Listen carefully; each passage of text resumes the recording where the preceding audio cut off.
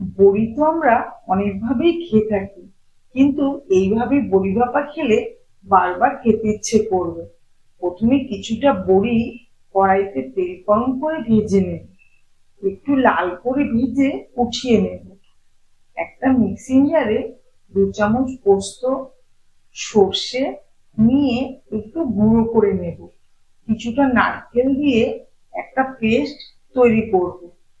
একটা টিফিন কারি বাটিতে পেস্টটা নিয়ে নেব, তাতে দিয়ে দেব নুন, হলুদ, ভালো করে মিশিয়ে নিয়ে ভেজে রাখা বড়িগুলো দিয়ে একটা স্লাইস করা টমেটো, 3টে কাঁচা লঙ্কা, 2 চামচ সর্ষের তেল দিয়ে ভালো করে মিশিয়ে ঢেকে দেব। কড়াইতে জল গরম করে স্টেনারের উপর টিফিন কৌটো বসিয়ে ঢেকে দেব 10 মিনিটের জন্য। ঢাকনা খুলে 5 মিনিট রেস্টে রেখে দিলেই বড়ি ভাপা কিন্তু আমাদের তৈরি। খেতে কিন্তু দারুণ হয়েছিল।